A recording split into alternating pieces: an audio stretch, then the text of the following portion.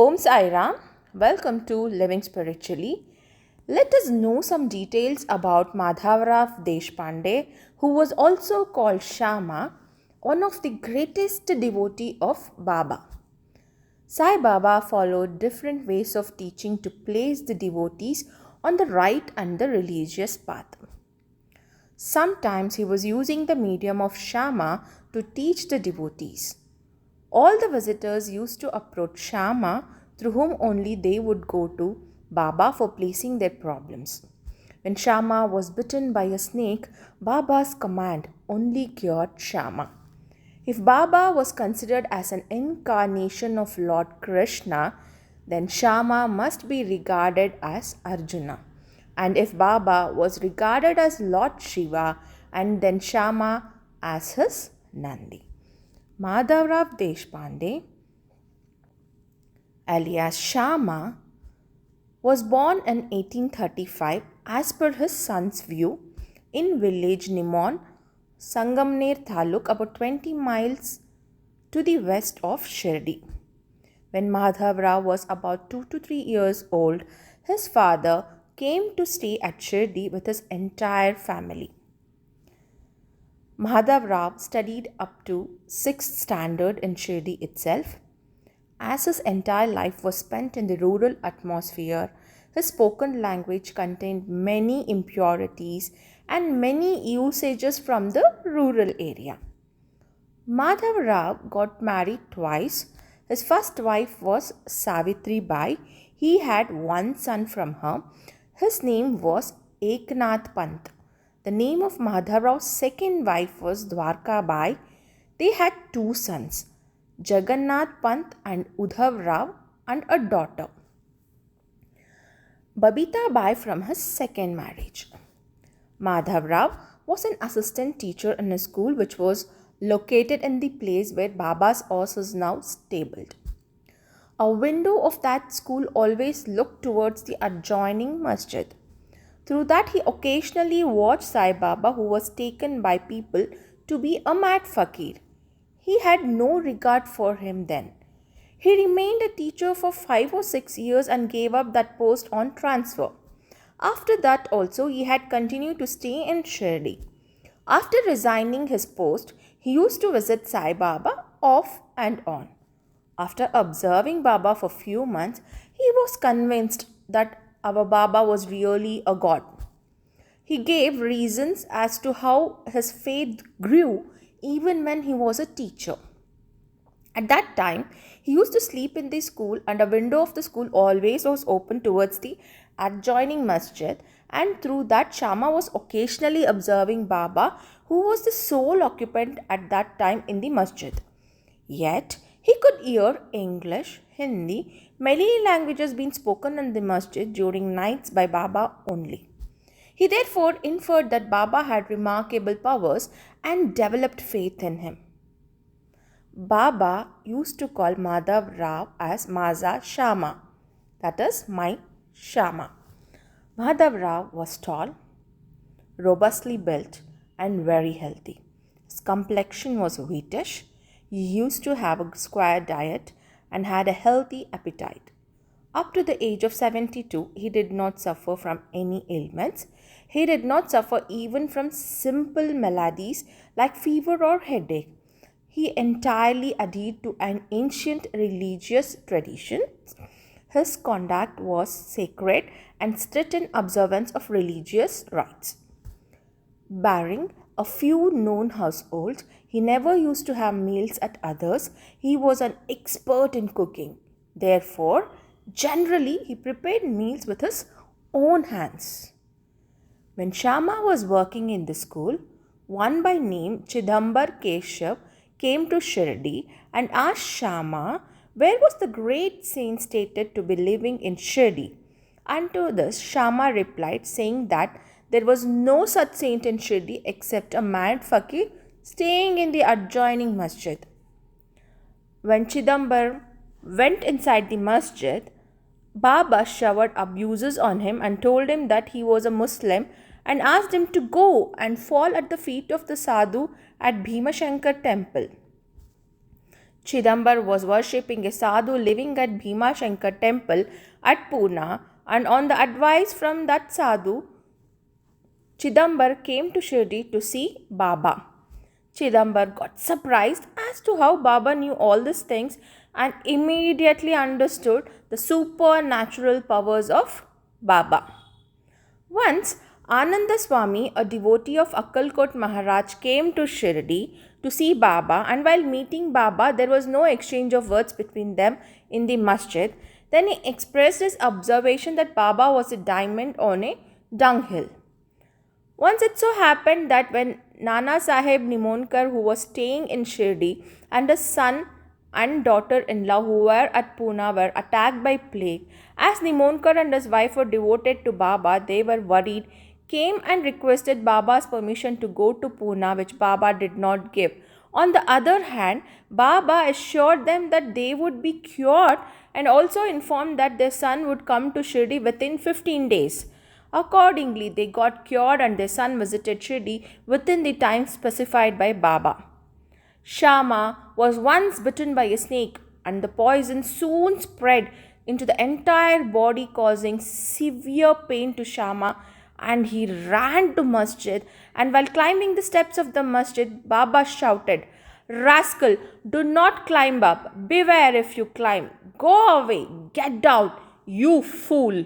Shama was naturally shocked at that type of shouting and abuses from Baba. But after some time, Baba cooled down and called Shama to side and assured him not to worry at all, as the merciful fakir would come to his rescue, and then advised Shama to go to his house and not to sleep at all during that night.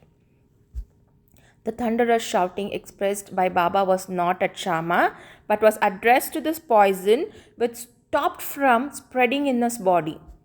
Shama followed accordingly, and after a wakeful night, Shama was completely cured and was saved by Baba. No treatment was given to Shama, but it was only a command of word from Baba which cured Shama. Baba followed different ways of teaching to place the devotees on the right and the righteous path. One instance was that Hemat Pant, who once observed that Baba blessed a devotee within a week of his arrival in Shirdi after he read Guru Charitra twice in a week. Hemat Pant felt that even though he had served Baba for 7 years and read Guru Charitra for only 40 years, he was not so quick blessed by Baba. When Hemat Pant was thinking like this in his mind, Baba read his mind and immediately sent him to Shama's house and advised him to spend some time talking to him and bring from him rupees 15 from him as a dakshina to Baba. Hemat Pant went to Shama's house and asked for rupees 15 for giving to Baba for dakshina. Instead of giving the amount, Shama gave 15 salutations to Baba, which Hemat Pant was asked to carry to Baba, and also Shama started narrating the story of an old lady. Radhabai Deshmukh, who came from Sangamner village to Shirdi with a strong conviction and firm determination, requesting Baba to give Upadesha or mantra, and she resolved to go on fast until her death. Seeing her continued strong conviction and fast, Baba finally spoke to her and told her about Baba's Guru, who liked Baba very much and provided everything to Baba but did not give to Baba any Upadesh or mantra. Baba also continued saying that by always gazing at his Guru, Baba became that he was then, and that Baba also said that how could he give any Upadesh or mantra when his Guru did not give one to him, and that then she got convinced and broke her fast. Hemat Pant thus understood from Shama's narration that by serving Baba with devotion and continuously gazing at Baba, one could get blessed by Baba's grace. Shama was a blessed devotee who was involved in so many matters concerning Baba, and whenever anybody wanted to have darshan of Baba, even though Baba was reluctant, he would arrange Baba's darshan through his intercession. That was the intimacy he was having with Baba. Kaka Saheb, Bapu Saheb Bhuti, Narke and others always treated Shama with great reverence. Majority of the devotees used to approach Baba for any matter by going through Shama. Even elders like Bapu Saheb Bhoti and Kaka Saheb Dikshit approached Baba through Shama. After the demise of Bapu Saheb Bhoti, his son Srimant Keshavrao Bhoti also accorded the same respect to Shama. On pilgrimage tours, he used to take Shama with him. Similarly, he used to welcome Shama at his Nagpur house with lot of hospitality. He used to pay some amount as a monthly pension to Shama till the end. After the Mahanirvan of Baba, Madhavrao distributed some of the udi on special occasions amongst the devotees. He had two large earthen pots which were full of udi from Baba's hands. Madhavrao had kept the pots very carefully in a corner of an inner room of his house. The women folk from the house were not aware about the udi. Once they set upon the task of cleaning the house, and in the process they moved out the earthen pots with an intention of throwing them away. At that time, Madhavrao was in Mumbai. The night he had a dream and heard, "Shamya, get up. The udi which you had so carefully kept will be soon thrown into garbage dump. Go quickly and keep it properly." Within seconds, Madhavrao got up from his sleep and rushed to Shirdi. He realized that his dream was true. He took the pots into the custody and moved them to the upper floor of the house. Kaka Saheb was affectionate towards Madhavrao and made him stay in his vada. He arranged for letting out Madhavrao's own house on rent and thus helped him in improving his means of living. Madhavrao stayed in Dikshit Vada and also looked after the maintenance of the Vada. After the death of Kaka Saheb, Madhavrao used to issue his rental receipts in the name of the Sansthan. Bapu Saheb Bhoti also had entrusted the work of maintenance and supervision of his Bhuti Vada to Madhavrao. A few months prior to his death, for some unknown reason, Madhavrao was required to leave Dikshit Vada and stay in his own house. It was a miracle that few months before he passed away, Madhavrao's health improved and suddenly started moving about. He felt that the improvement in his health was due to his Baba's grace. Kaka Saheb Dikshit, Bau Saheb Dumal, Anna Saheb Dabolkar were virtuous devotees who did not experience sufferings before their demise. Madhavrao was similarly fortunate. He spent only a night and time up to noon in an unconscious state. Shama passed away in his house on Thursday, that is 26th April 1940, at the age of 80 years. But as per the view of his son, Sri Udhavrao, Shama lived for 105 years, in which case the year of the birth of Shama as 1835, as stated above, may be correct. Whenever Shama was not present in the masjid, a few devotees would communicate directly with Baba and place before him their problems. However, the answers given by Baba at such times used to be somewhat different. Shama's son, Madhavrao Deshpande, used to be present on several occasions with Baba in the masjid right from his childhood. Baba used to play marbles with Madhavrao when he was of 8 years age. As a child, Madhavrao used to accompany Baba during Baba's Chavdi royal procession, and he could be identified as a small boy wearing a cap and holding a scepter in his hand, and was moving with a Chavdi procession standing towards the right side of Baba. This is the usual famous Chavdi procession photo where the boy could be easily identified. In about 1989 or so, the compiler along with his relatives visited their Shama's house and had the opportunity of meeting him when he had told us exhaustively about Baba. He also expressed that Baba was a multilinguist. B.V. Dev did a lot of research into Baba's teachings and his philosophy and realized several articles. In one article, he wrote saying that if Baba was considered as an incarnation of Lord Krishna, then Shama must be regarded as Arjuna. In Sri Sai Satcharithra, Hemant Pant had considered Baba as Lord Shiva and Shama as his Nandi. That was the relation that was existing between Baba and Shama. To exemplify each instance in support of the statements, Baba appeared several times as Lord Krishna to Bapu Saheb Bhoti, who constructed Baba's Samadhi Mandir.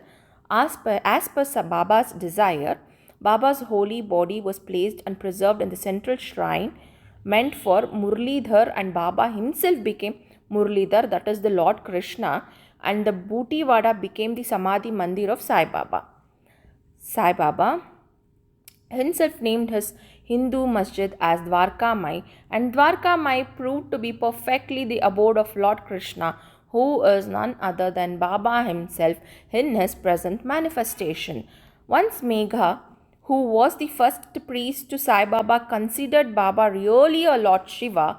Megha, being a hardy man, would go to Godavari daily, which is locally called Ganga, that is 5 miles away from Shirdi, bring Ganga water and pour it on the head of Shiva, Shiva being our Lord Baba. But the impudicity of Megha's bhakti made him take up the whole pot and turn it upside down over the head of Baba. Strangely, not even a drop of water fell on the body of Baba. The whole water was fallen on the head only without touching Baba's body. So, just as Shiva had tied up Ganga in his own tuft, Baba also used his head for retaining and throwing away the water so as not to touch his body or clothes. Shama was with Bhuti when Bhuti was about to pass away. Bhuti called Shama and told him that he knew Shama very well and that whenever he was near Shama, he felt as if he was near Baba's feet. He had then overcome with emotions and placed his head on Shama's feet, treating them as Baba's feet. That was the respect he had from Bhuti. As per the diary notings of Karpade during December 1911, Karpade had only heard about the novel phenomenon about Shama. During a particular day in that month, Karpade had seen it with his eyes and heard it with his ears. Shama was fast asleep, and during his sleep, in his every breath in and breath out, Karpade was able to hear clearly from his breath the words Sainath Maharaj, Sainath Baba, as clear sounds, even while Shama was snoring. The same words could be heard from a little distance also. This is really a miracle. That was Shama's affinity towards Baba. Once Tatya Sahib Nulkar became seriously ill while in Shirdi. His last hour came near and he disclosed a desire to get holy water from Baba's feet. It was almost past 1 o'clock in the night. Who could dare to go to Baba at that midnight? But Shama went to the masjid with a vessel. Baba got up from his place and rode and inquired as to why Shama came that night. Shama requested Baba and asked him to give the holy water from his feet, as Nulkar was in the deathbed and that he desired holy water from Baba's feet as his tirtha at his last moment. With these words, Shama came forward and then Baba put forward his toe, and Shama immediately dipped the toe in the water in the vessel and carried the vessel and fulfilled the last desire of Nulkar. This was the great affection of Shama had with Baba. Shama was a very helpful person in Shirdi and very close to Baba. Though he was a simple person from a small village, his face used to radiate like that of a learned person. Baba used to talk in riddles, but as Madhavrao had spent considerable time with Baba, so he was able to catch the meaning very quickly and used to explain clearly the import of Baba's expression to the concerned devotees. Shama was a blessed devotee. Om Sai Ram, Om Sachidananda Sadguru Sainath Maharaj ki Jai.